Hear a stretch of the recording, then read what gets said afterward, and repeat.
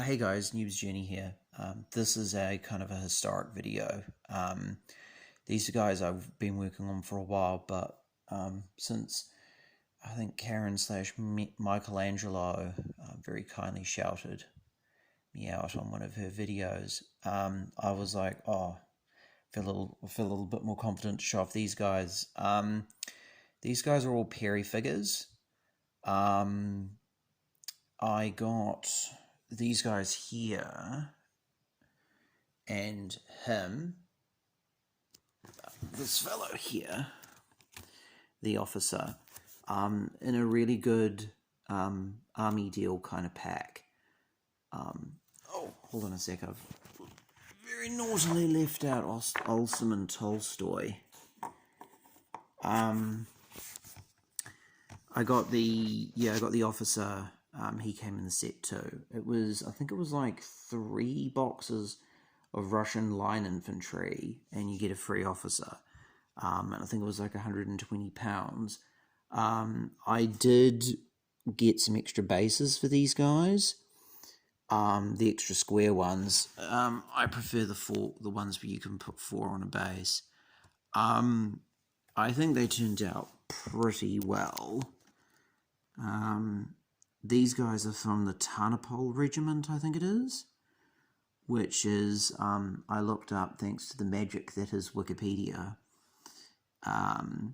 It's from the Ukraine, in the Ukraine, I think. But yeah, no, I'm really happy with how these figures turned out. Sometimes I missed a moustache or two, but like this fellow over here, but I don't think it's that obvious. And I think sometimes we get caught up in detail a little too much, particularly with like painting Napoleonics. Mentioned in my Austria video that you see so many people go, like, particularly people online when they talk, because like they always say, like, oh, you got to do all these highlights and stuff. These guys here, I think these guys look good enough, and they were done with quick shade and just simple base coats, and I think they worked out really, really well. Painting them with angel green from the army painter was definitely made things easier. So, over here we've got these cannons. I think these are cannons of 6-pounders. These guys here are cuirassiers. These guys are metal. They are phenomenal. They're real nice. And these guys here are dragoons. I'm not going to say that the Perrys do bad sculpts or anything. I'd never say that. The Perrys are a really, really wonderful company. And these dragoons here are metal. If you are going to get Russian dragoons, so I'm watching Shadow and Bone.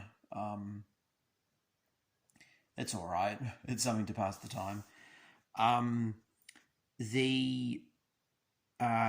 would not recommend picking up the metal Perry Dragoons. Not in the sense that they are bad, but in future, these guys will be in plastic. And the plastic figures will be a lot better than the metal ones. The one issue that I've kind of had with the Perrys is the standard bearer figures. That banner hand doesn't really do a good job of holding the flag in place. The standard pole, I suppose, the banner pole, doesn't do a good job of holding that. So when you get the plastic ones, they will be able to take that very easily. And metal figures are fine, but they are very fragile. So I'm looking forward to getting some look at those. Seeing a look at those plastic ones. But yeah, no. Like Russians, see these guys. that's also another thing I think a lot of people get caught up on with Napoleonics. Like, see these guys here. I'll show something, maybe a better one. These guys here. That's just Corax white. You don't have to worry about doing multiple coats of white paint, worrying about highlights. Like, for me anyway, a quick shade, you will have decent figures. Um, and I think that's like the main thing, is that if people that are new or like me, I don't know, I've been painting figures for a while, but I'm not like super experienced or anything. I think people watch a lot of those videos, tutorials online, particularly with Napoleonics, and they just go, man, it's there's so much work. If you batch paint, stick to maybe two details, you can chew through these guys no problem at all. Don't worry about doing a single figure at a time. Don't do single figures at a time. Do, like, say, maybe 10 figures and do 10 sets of pants, 10 sets of boots. So just, or keep colors.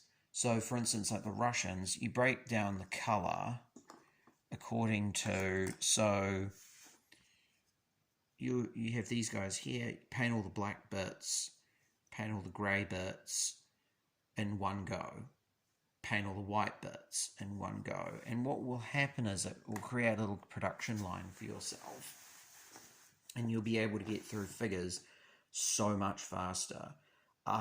These guys here, they are the command squad from the Perrys. Unfortunately, I don't have my favourite character in all of this. Well, real life person, of course, and that's Barclay de Tolly. I think this is Ulsterman Tolstoy. I think. I'm not sure who these guys are. Not sure who he is, and I don't have the British officer. I don't have the British officer who comes in the kit. I think it's Wilson or something. This here is Mikhail Kutuzov, who was one of the architects of Borodino. He was the guy who kind of came up with the plan for defeating Napoleon in Russia. Interesting fellow. Kutuzov is a medical marvel. If you didn't know this about Kutuzov was blind in one eye because he managed to get shot in the face twice, shot in the head twice, against the Turks. So, and he survived, which is insane. He lived, and he was he was a very good, he was a bit maligned after Austerlitz, and he turned around the Russian army and made them pretty formidable.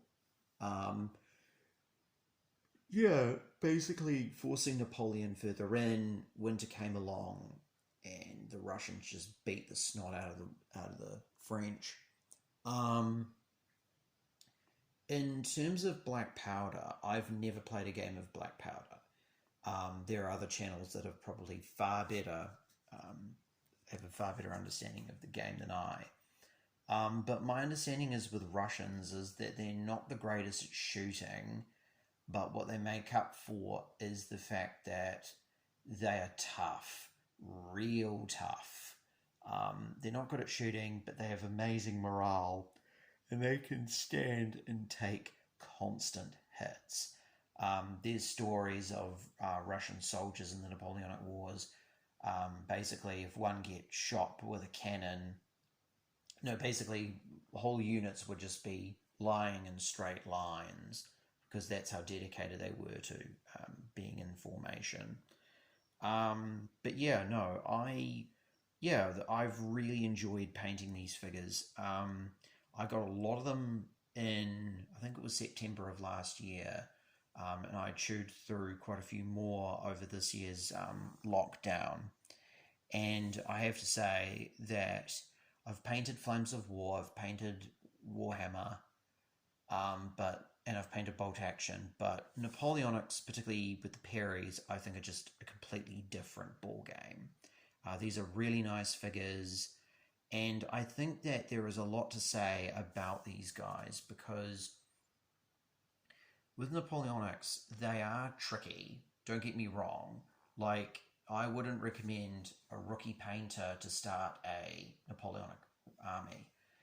I reckon, pardon me, I reckon maybe start him with like Space Marines, him or her with Space Marines, or anyone in between, and then, or even World War II figures.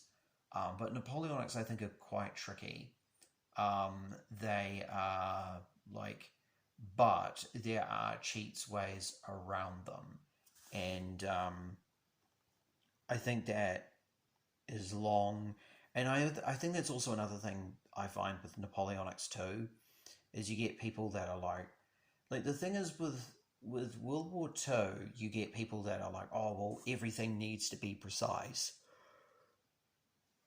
I get that, I really do, but you know, you aren't going to get everything perfect, and sometimes like that's good enough. So don't worry about every little detail and every little figure, because one thing that you'll definitely notice is you'll get some people that will get lost in the weeds when it comes to Napoleonic uniforms.